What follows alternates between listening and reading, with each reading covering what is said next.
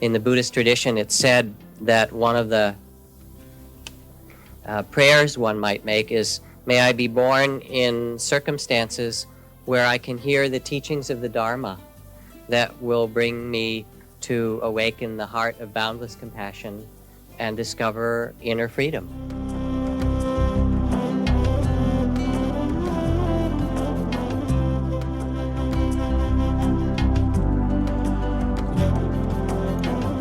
Welcome to the Jack Kornfield Heart Wisdom Hour. We are delighted to share with you Jack's innate common sense wisdom and his clear, open heart. If you are interested in supporting Jack's podcast, go to BeHereNowNetwork.com/Jack.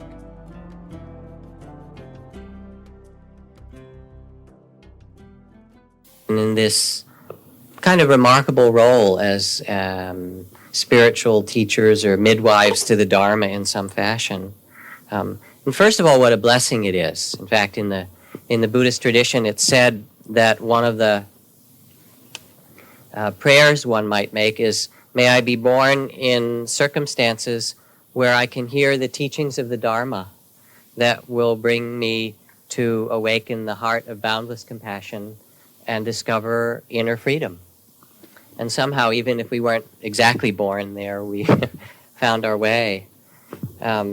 Joseph went into the Peace Corps in Thailand a couple of years before I did, and then became very interested, started studying the temples of Bangkok, and then went to India looking for a teacher. And there was one of those great moments he gave up trying to find the right teacher. He just couldn't find the proper teacher, and right after he gave up looking, he got out of a bus in India, in Bodh Gaya, and went into this temple, and there was the perfect teacher for him, sitting there and expounding teachings in beautiful English in a way, and Joseph just sat down and stayed for the next 7 years, his teacher Manindra.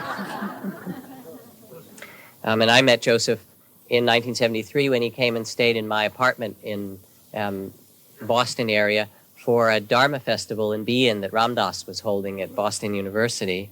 The way he began to teach, actually, in the West, Joseph had come back in 1974 and was in Berkeley and in this area with some friends from India. And they were over in Berkeley driving someplace, I don't know where it was, but Joseph needed to use a bathroom. And so they stopped the car and went into a restaurant, and the restaurant wouldn't let them go into the bathroom unless they ate something. So they got back in the car, and they went into another restaurant, which wouldn't also let them use the bathroom. And on the third restaurant, there was Ram, and joined Joseph in teaching at Naropa Institute. And at about age 21, we all together started teaching and then founded the Insight Meditation Society, the center we have in Massachusetts, that now has grown over the years to include not just a retreat center, but a study center and a forest refuge facility for long-term practice. And as Sharon said, we did it all with no adult supervision. And, at first it was a little strange. Here's this big Buddhist center. We were doing it with our friend and colleague, Jacqueline Schwartz. And somebody said, Goldstein, Kornfield, Salzberg, and Schwartz. Sounds like a law firm and not a Buddhist center. So when we started to teach, actually Sharon was in the beginning was more shy or more humble or something, certainly more humble, probably more shy. Maybe also because she was only 21 when she started in the role of Dharma teacher. She might have had the deepest meditation experience, and so she knew enough to keep her mouth shut some of the time. From Sharon, I learned a lot about metta from the early years because I was coming out of the forest ascetic tradition, which was the kind of heroic effort model of meditation, and I didn't have a lot of sympathy or understanding for people going through difficulties. And from Joseph, who has this gift of great clarity of mind, I learned again and again reminders about emptiness, even when things didn't seem empty. They were always empty. I don't know what they learned from me, but anyway, that's another story. They put up with me anyway. And over the decades, it seems like we have all matured some as well as aged. In fact, in their writings, in Joseph's writings and Sharon's, their first books were much more traditional, laying out the traditional teachings of Buddha Dharma in various ways. And now the two books that they'll present to you this evening are both beautifully written and deep, and really a kind of mature expression after 35 years or 40 years, of however many years it is, of Dharma practice and teaching. Joseph's taking the question of all the teachings that are available to us. You know, here we live in the Bay Area, and you get the Lama of the month basically coming through, and the Sayadaw and the Swami of the week. And how does one take this flood of spiritual teachings and understand it, even within our community, because we value different teachers and have different teachings? How does one use this in the heart in the wisest way? And Sharon, whose book on faith is really a journey of faith, and both very personal and very wise in understanding how we as human beings begin looking for what is true faith and then developing it over the years in our life and in our heart. So I'm also happy to say that next month I have a new book coming out as well, since we're doing show and tell, called The Art of Forgiveness, Loving Kindness and Peace, but it's not quite out yet, so you get the two books in hard copy tonight first. And please, which one of you is first? Joseph. Thanks, Jack. He left a little bit off of my bio in terms of how I got into the teachings. It's true, I was in the Peace Corps in Thailand. I had started going to some Buddhist discussion groups led by Westerners who had been monks. But I had just graduated college studying philosophy, and so went to these groups filled with questions, very abstract philosophical questions. And people stopped coming to the groups because I was going. And I know you've been in groups like that and with people like me. And it was really, I think, out of some desperation that one of the monks said, "Joseph, I think you should try meditating." That was really the beginning of my career. It was quite amazing. I got a lot of my paraphernalia together and cushions, and at that time I didn't know anybody who meditated at all. So it was a very exotic thing. Here I was, young man in the Far East. So I get all my cushions, and I set my alarm clock for 5 minutes so I don't sit too long. But something happened. Something quite amazing happened in that first 5 minutes. And it wasn't that it was some great enlightenment experience, but even in those first few minutes, what I discovered was that there was a way to look into the mind as well as a way of looking out through it. And to me, that was revelatory. Because there I was, a 21-year-old young person, really searching for myself, trying to find out who I was and what this whole inner turmoil was about. But it all been done through looking out, through books and through other people and through my studies. And here, with those very simple meditative instructions, sitting down and watching the breath and turning inward, I saw that there actually was a way to look inside. And that was just totally amazing to me. I got so excited that I started inviting my friends over to watch me meditate.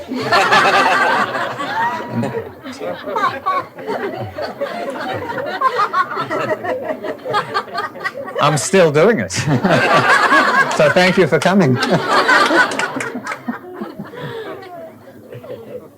Well, that was 35 years ago, in 1965, 66. Amazing things have happened, as the Buddhist teachings have come to the West in these last 35 years. They're really taking root and growing and spreading. I knew the teachings had arrived during one course we were teaching at IMS in Barre, Massachusetts, this, in New England, when we had 3 unrelated people at the course from Louisiana. How did these people get here? So something is going on. Something is happening. What I'd like to speak about briefly tonight, and just really touch on a few short themes, of what I see has been happening over these 30 years, kind of the emergence of what I see and understand as the Western Buddhism, a new Western expression of Buddhism. When the teachings spread from India through many countries in Asia, Tibet and China and Southeast Asia and Korea and Japan, so many countries, they had a profound influence on each of those cultures. Of course, this happened over hundreds and hundreds of years. But the Buddhist teachings tremendously affected and transformed the cultures that they entered. The same thing is beginning to happen here in our Western culture as the teachings are coming and spreading. One aspect of this transformation, which is just at the very beginning now, but I think we're going to see the implications, very large implications over time, is that it's the introduction of a profound, wisdom-based spiritual tradition into our more faith-based spiritual landscape. The Western Judeo-Christian spiritual environment is fundamentally faith-based. Buddhism is the introduction of wisdom-based teachings. Now, each has the other component. The faith-based traditions have wisdom within them, and the wisdom-based traditions have faith within it, which Sharon will talk about at greater length. These two need to be in balance, faith and wisdom. Because when there is faith without wisdom, it very easily can lead to blind belief and to fundamentalism and to a rigid adherence to dogma. And we see the effect, the unfortunate effect of this in religious wars that have gone on throughout the centuries, when people are so attached to a belief system without wisdom. There's a danger the other way too. When there's wisdom without faith, that can easily lead to a kind of spiritual arrogance, an intellectual arrogance, as if what we know now is everything that is to be known. We kind of take pride in our understanding. And that, of course, leads and is its own kind of intolerance. So faith and wisdom need to be in balance, and when they're in balance, they nurture and they support each other. Wisdom brings some understanding to the heart, and faith opens us to experience beyond our current level of understanding, so that we don't get confined in that arrogance. This is the first aspect of what I see happening as the Buddhist teachings are coming from east to west, from Asia to America. The balancing of the faith and wisdom aspect. The second thing that has been happening over these last 30 years is something that is really unique in the long history, evolution of the Buddha's teachings. It's something that has perhaps not happened in 1,500 years. So it's something that's very new and unusual. And that is that Buddhist traditions from Asia, which have been long isolated from one another, are meeting, as Jack mentioned, meeting here and interacting with each other, often for the first time in many, many centuries. When we go to Asia, if you ask Thai Buddhists what Tibetan Buddhism is like, there are very few who have any idea. Or you ask a Tibetan Buddhist what Korean Zen is like, very little idea. Because the cultures have been isolated from one another. But here, and especially in Marin, it's like everything is here. And the teachers are meeting and students are practicing with different teachers. We're practicing in the different traditions. Something new is emerging from this interaction. And what's emerging is what I call the one Dharma of Western Buddhism. it doesn't always, or it hasn't always happened easily, this communication. It's not that from the first there's this great honeymoon, of the different traditions coming together and some great synthesis arising. The story you might be familiar with, and I actually opened the book with it, tells of a meeting back in the 1970s between the Korean Zen master Seung-san and the great Tibetan master Kalu Rinpoche. Remember, this was 1970s. They had both first come to the West, to America, and in good Zen fashion, Dharma combat fashion, Seung-san holds up this orange and demands of Rinpoche, what is this? Wanting some expression of absolute truth. And Rinpoche looks a little bewildered. And Seung-san again holds up the orange, what is this? And again, Rinpoche doesn't really know what he's talking about. Third time, Seung-san holds it up. And finally, Rinpoche turns to his translator and says, don't they have oranges in Korea?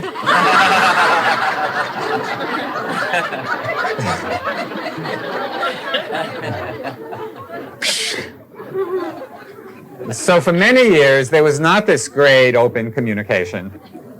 But that was 30 years ago, 35 years ago. And I think we've made some progress, because we're actually learning to talk to each other, learning the language of other traditions, practicing in different traditions. And there is this new phenomenon which is emerging in the West. And just as Buddhism, when it went to all the different, or many of the different Asian countries, developed its own unique flavor in those cultures, which is why Tibetan Buddhism is very different than Burmese or Chinese or Sri Lankan. Each culture impressed its own cultural forms and methods and language, which is why there's a distinctive flavor to Buddhism in each of these cultures. There's also a unique flavor emerging in Western Buddhism that I've observed over these last years. And that flavor is one that is uniquely American. It's like this all-American quality. And that is the quality of pragmatism. It's really allegiance to a very simple question. It's allegiance to the question, what works? What works to free our minds from suffering? What works to engender greater compassion within us? What works to awaken us from ignorance, from delusion? I think most people drawn to the Buddhist teachings in this country are not drawn out of some fantastic attachment to some abstract philosophical system. There may be interest in it, but I don't think that's the pull, or attachment to a particular sectarian belief.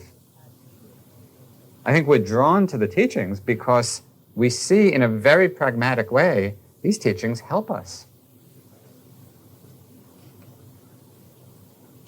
This pragmatism, this pragmatic quality, which is characteristic of the one Dharma of Western Buddhism, not only serves our individual practices, it also illuminates a question that has plagued spiritual and religious traditions for thousands of years and is particularly timely today.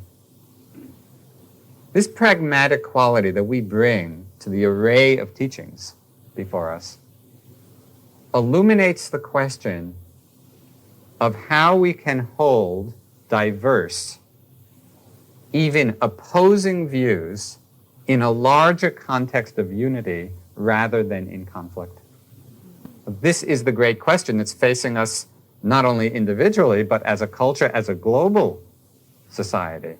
How can we hold divergent views, particularly divergent religious views? How can we hold them in unity rather than in conflict? And we all know and see the danger, the tremendous danger of not being able to do that. For me, this was a very personal question. It was not an abstract philosophical one.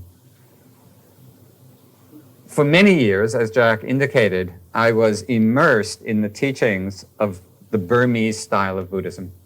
You know, I practiced in India with a teacher who had just come from Burma, and I had spent many years in India and then in Burma, in Thailand, studying and practicing in this Burmese style. And then 10 years ago, about 10 years, I also started to study and practice with some really wonderful and great Tibetan Dzogchen masters. Dzogchen is a kind of Tibetan meditation. The problem was that my different teachers were saying opposite things. You know, so what do you do when two of your most respected teachers, the people you hold in the highest regard, highest respect, are saying opposite things about that which is most important to you? You know, this was a huge struggle. This was not some little passing thought in my mind. It really felt like the whole direction of my spiritual life, to which I had devoted so many years, hinged on my being able to resolve this dilemma. And I was framing the question, in hearing these divergent views about the nature of reality, I was framing the question, who's right? Who's right? Because if one is right, the other must be wrong, and I want to make the right choice.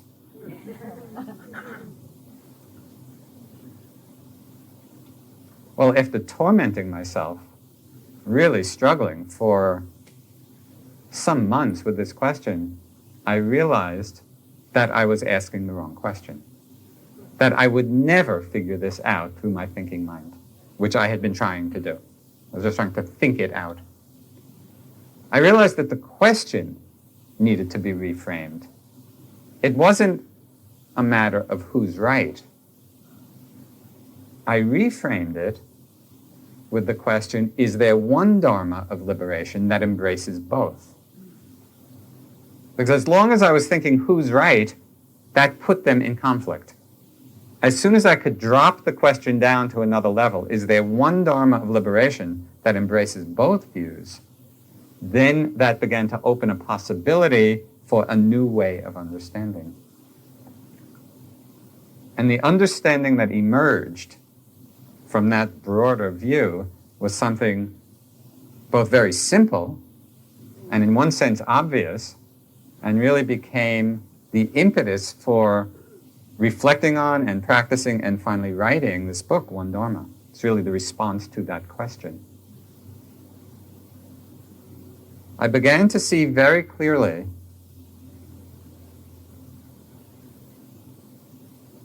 that the way of embracing even opposing views is when we see the teachings and understand the teachings not as being statements of ultimate truth, of absolute truth.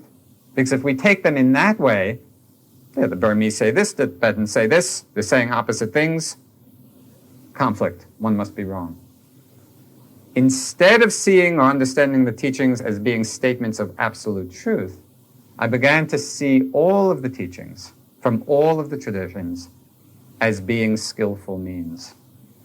And as most of you know, skillful means is a Buddhist term. It means skillful method or useful method for freeing the mind, freeing the heart. It's like fingers pointing to the moon. If we get attached to the finger, oh, this is the right finger. No, this is the right finger. We just get lost both in conflict and in not seeing the moon. Well, there are a lot of fingers pointing, and there are a lot of teachers and teachings pointing to the moon, to the truth. When we understand it as skillful means, then it's very possible to take from this wide array this wealth, this abundance of teachings that we are blessed to have, and ask that very pragmatic question, is this teaching helping me to become more generous? Is it helping me to become kinder? Is it helping me to be less selfish? Is it developing wisdom? Is this teaching creating more hatred, more violence, more conflict? We test the teachings not, is this absolutely true or not, but we test it with the measure of pragmatism. Is this of help to me in freeing the mind, in freeing the heart?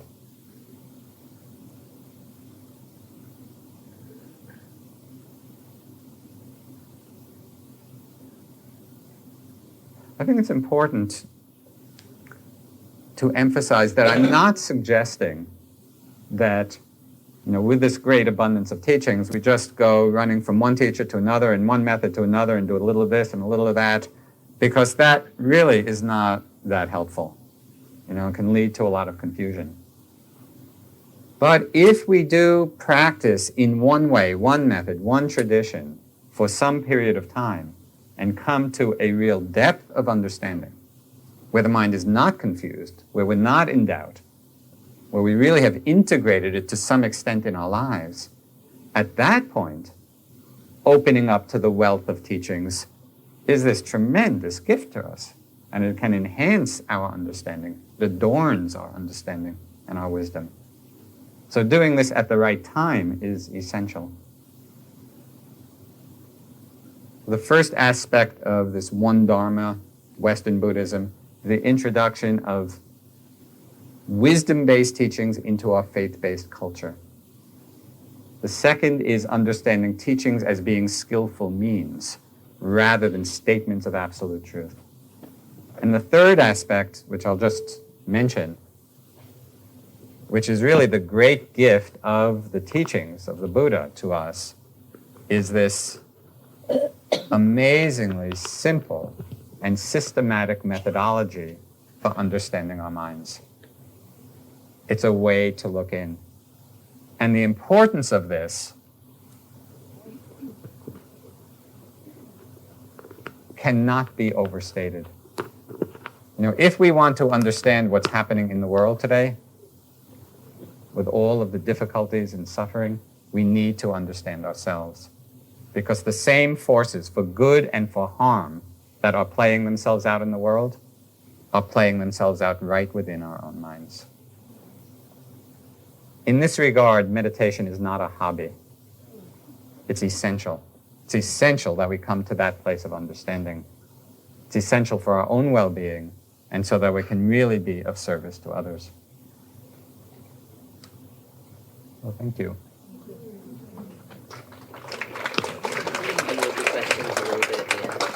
This time, So that's actually the first time I've heard Joseph speak about one Dharma in this context, so it was great. But I must confess that from time to time while he was speaking, my mind wandered back to Jack's introduction when Jack so beautifully talked about the things he'd learned from each of us, and I kept thinking, and what did I learn from Jack? How would I express that? So the fruit of my wandering mind actually was, in part, to say that one of the things I feel I learned from Jack was faith. Because part of Jack's brilliance is his ability and his willingness to question everything. That kind of questioning which isn't cynical and isn't arrogant, but is really wondering, really wanting to know the truth for oneself, I think of as an essential component of faith. It's very much the kind of faith that Joseph was just talking about. It's a faith where wisdom is inextricably woven throughout it, and it's not the way we usually think of the word faith. So as I was exploring the concept, I really came to feel that questioning, doubting, wondering, demanding to know the truth for ourselves, investigating, weren't the opposite of faith at all. They were essential to faith. If anything, I would say is the opposite of faith, I would say that's despair. Learning how to question, knowing that we do have the right and the ability to seek the truth, to see it for ourselves, is a beautiful quality. And it's what is so often overlooked when we hear the word or we think about it. Just like Joseph said, we tend to think of faith as blind adherence to a dogma or abject surrender, unquestioning to some state. We might certainly these days think of it as fanaticism.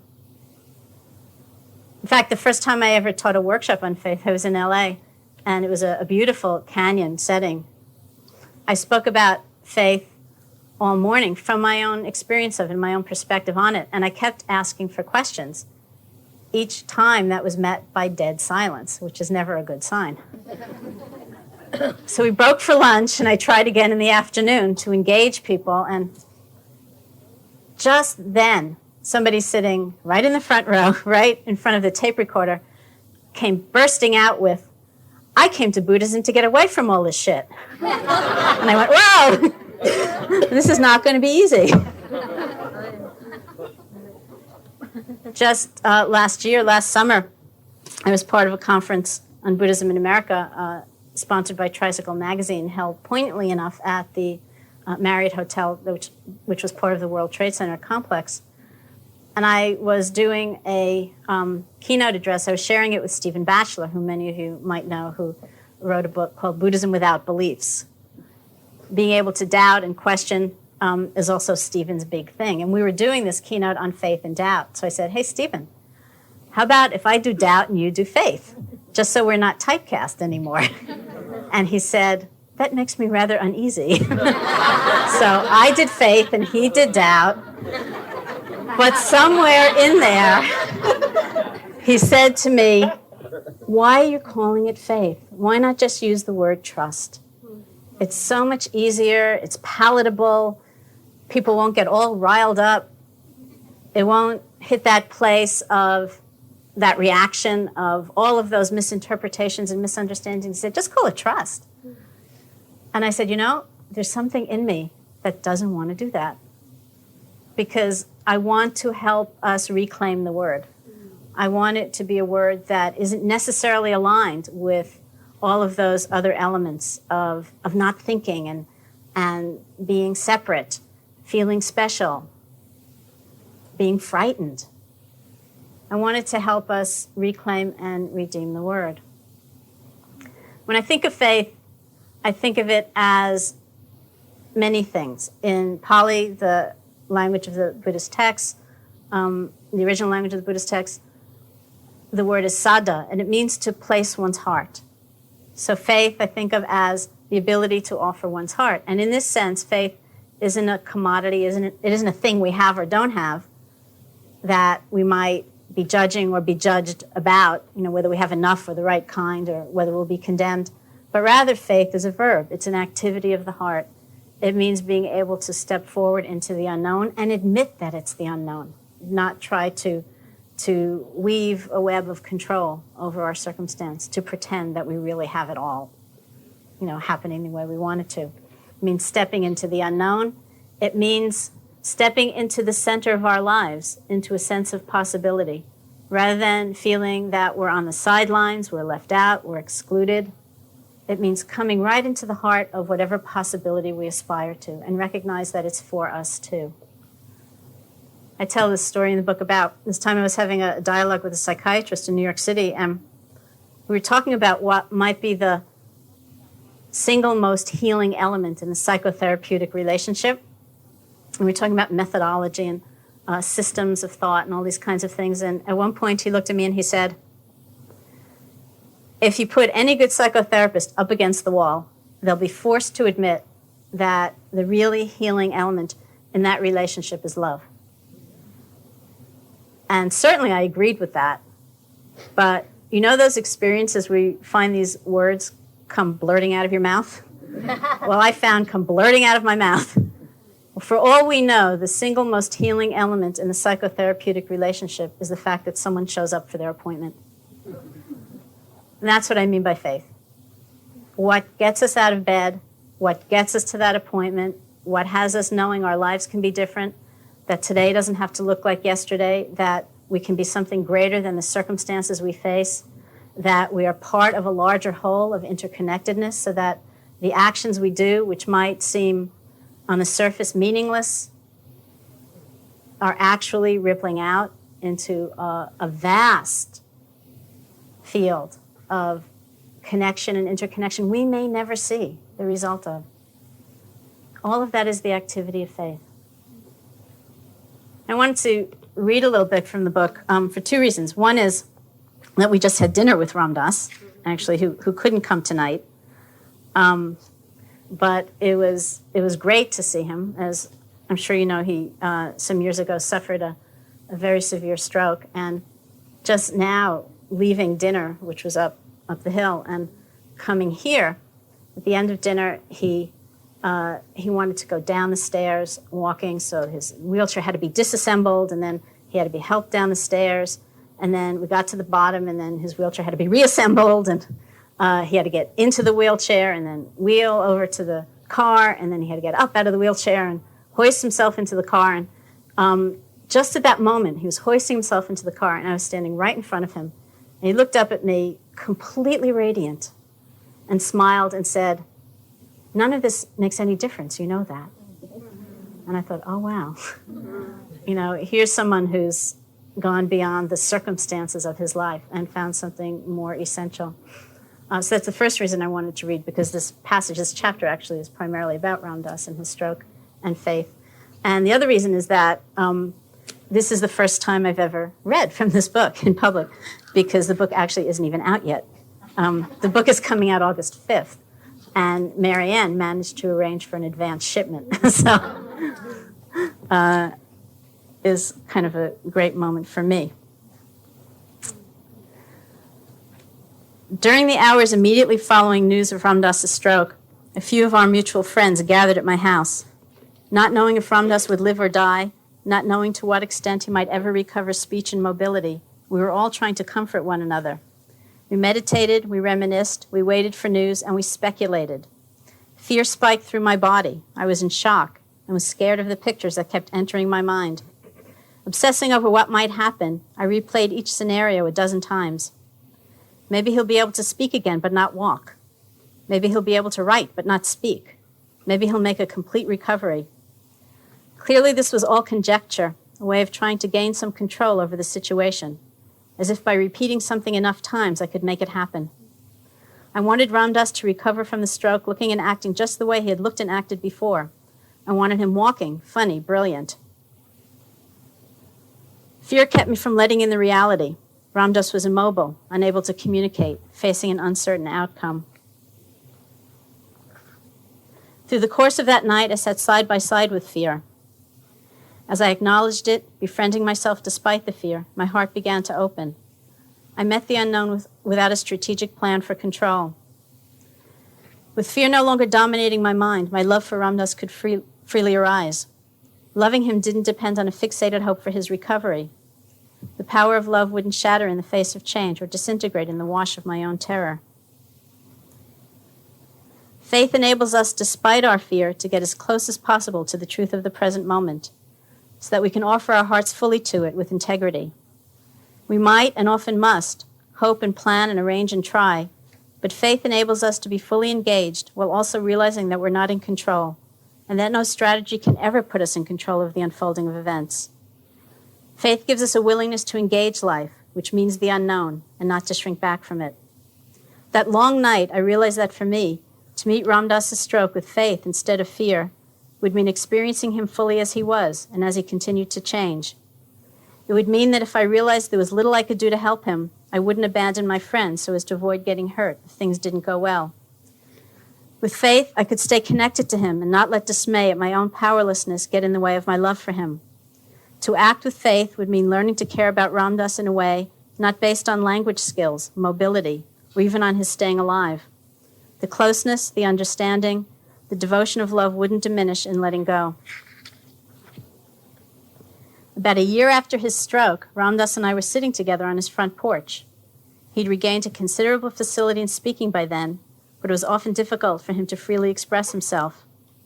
This was particularly poignant because before his stroke, Ram Dass's eloquence was his own special magic. His lectures had often been spellbinding. Haltingly now, a few labored words at a time, he asked me how work on my book on faith was going. It's really hard, I told him. I've never had to go so deep inside myself before. Then I realized that what I just said wasn't exactly true. Actually, I amended, I've never had to go so deep inside myself before and bring out the words. He looked softly at me and slowly said, "That's how I am every day now." Having faith doesn't mean that we don't make an effort. When we're trying to create change, we can pour ourselves into the endeavor and do our best to accomplish our goal, doing our absolute best to speak, to heal, to create, to alleviate suffering, our own or others. The particular gift of faith is that it allows us to make that intensity of effort guided by a more holistic vision of life, with all its mutability, evanescence, dislocations, and unruliness. My porch visit with Ram Dass went on through the afternoon. There were long periods of silently being together, listening to the birds, feeling the breeze, being grateful to be alive.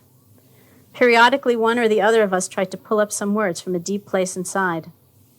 At one point, Ram Dass mentioned someone's name, a person known to me as well, who'd also had a stroke. She has lost her faith, he declared. For 30 years, she believed only in the beneficence of God, and then she had her stroke, and then she saw. He looked right at me, and in his eyes I glimpsed the immensity of what he'd seen since the stroke. It was like looking at a whole cosmos of shock and pain and frustration and shame. But unlike that woman whose picture of life excluded suffering, Ram Dass had opened his worldview wide enough to include it. And so he knew that in the cosmos, alongside pain was gratitude, love, care, and learning to receive. The look in his eyes was so intense, I almost fell over. I told Ram Dass about what had happened to me the night of his stroke, how I'd had to open beyond my desires, beyond my fears, beyond my longing for neat and recognizable benevolence that would make him all better. Smiling, he said, "It seems I've taught more about love through this stroke than I have through all my 30 years of lecturing about it." If you have any questions or comments, we'd be happy to try to respond. I'll do faith, Sharon will do one Dharma. Yes.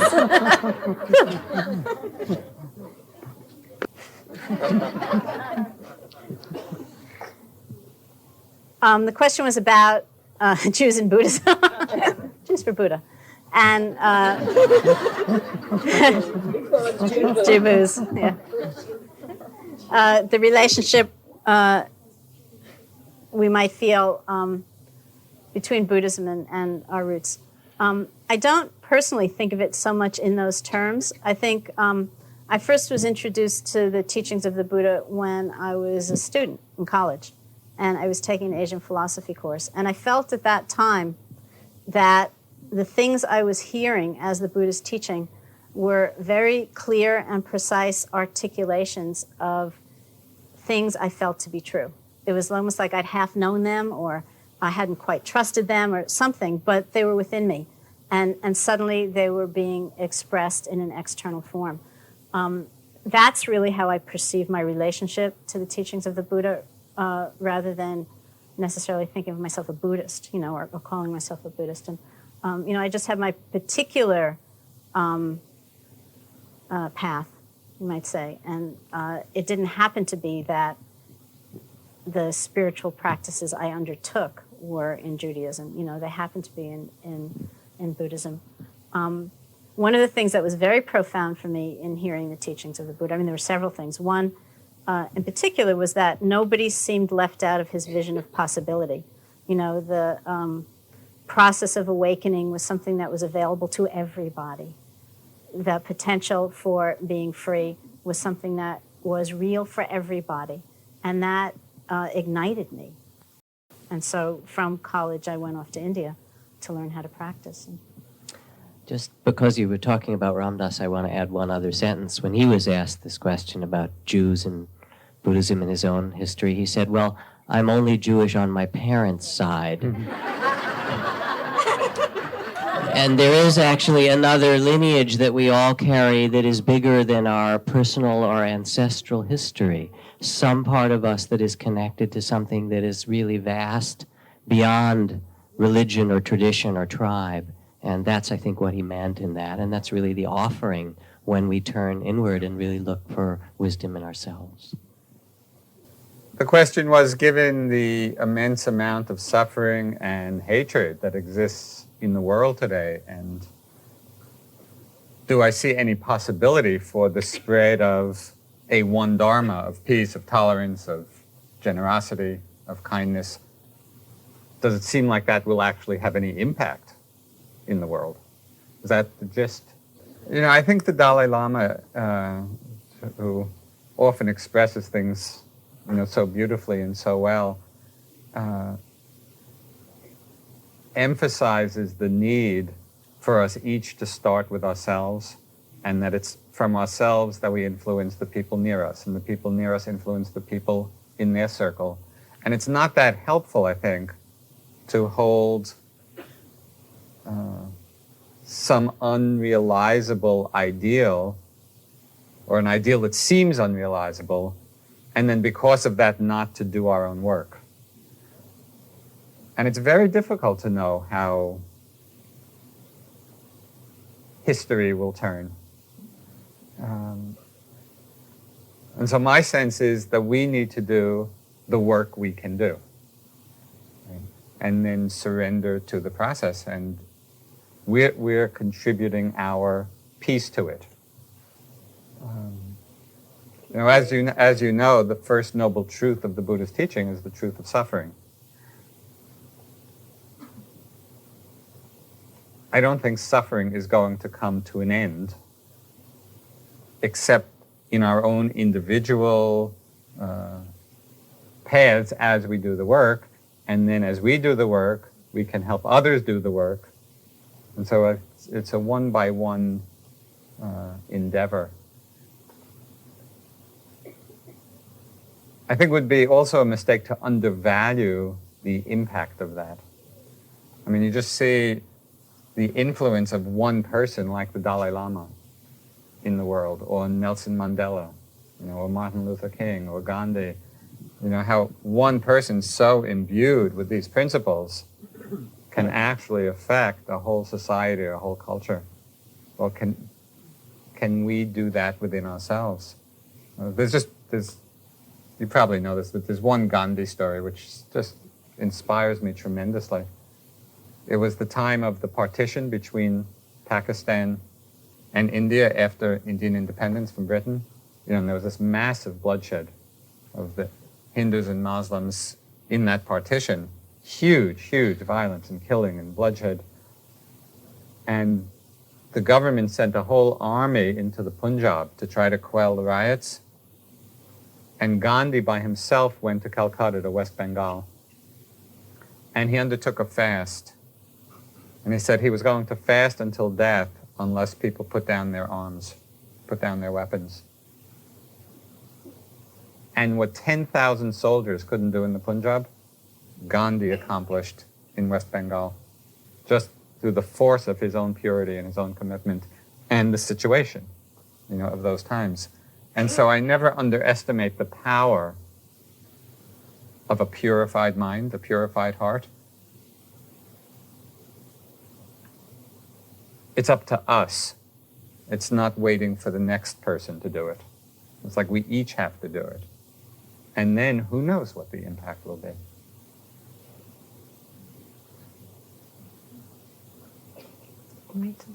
Stop for one more. I just asked one. Huh? That's it.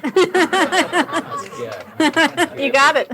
Yeah, the question was about her parents who are growing older, and a certain aspect of the relationship with them where she has the kind of mind that's very inquisitive and likes to ask questions, like questions about the dying process, for example, and her parents say in response, just accept, don't ask, and the kind of personal pain that's engendered by that response, which feels very annihilating, and whether she offered three or four options. Should I stop asking questions? Should I keep asking questions? Or should I just ask other people questions? And I like that last one a lot. No, I mean, I think there's a vibrancy and an aliveness to the questioning process when it's coming from the right place within. When it's a sense of wonder, when it's a sense of wanting to know. When it's a way of getting closer to an experience. There's a way of questioning that pulls us further away, which I don't think you're describing, which is a way of distancing ourselves and not feeling so affected by what's going on. And there's a way of questioning that brings us closer and right into the center of the experience. But I think you also hit it when you talked about compassion. I think that whatever conditioning and I suppose psychological, cultural conditioning has brought your parents to the point of view that they have. isn't something that you are necessarily going to successfully challenge. And they may not necessarily mean it at all in the way that you are taking it. So there's a disconnect right there. And so I think just as a practice, to really engender a lot of love and compassion for yourself in that wanting, and at the same time, love and compassion for them. Not pity, like you poor people can't ask questions, but but really, all of us, we're such a product of our conditioning, and are so such a mixture of courage and fear, and stepping forward and holding back, and all of us are these complex creatures based on so many factors. And it's almost like a compassion for the human predicament, which in their situation is manifesting in that particular way. So loving kindness never hurts. Again, I want to thank you very much for coming. And I'd like to ask us to do a very simple chant, just to hear the sounds of the room and to have a kind of meditative ending, if you will. In the Buddhist tradition, there's a great text called the Sutra in Complete and Perfect Wisdom in, I think it's 80,000 verses, which is then, in its shorter version, summed up in 8,000 verses and 800 verses. But fortunately for our sake this evening, it's also summed up in one syllable, which saves a great deal of study on your part. It also is related to both the book on faith and the teachings that Sharon carries, and to the one Dharma that Joseph expressed. Because this single seed syllable in Sanskrit, the syllable is ah, is considered the first sound and the last sound, but most importantly, it's the sound of letting go or opening. So let's just sing or chant the sound ah for a minute and sit with some stillness after that.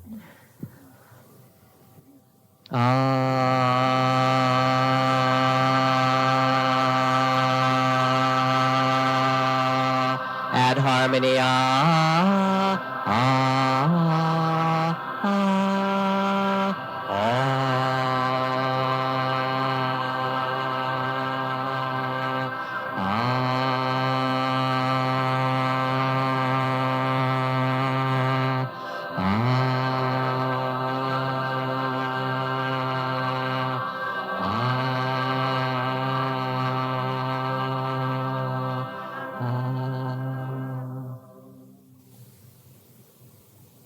And may your week ahead be one of both true faith and wisdom. Thank you.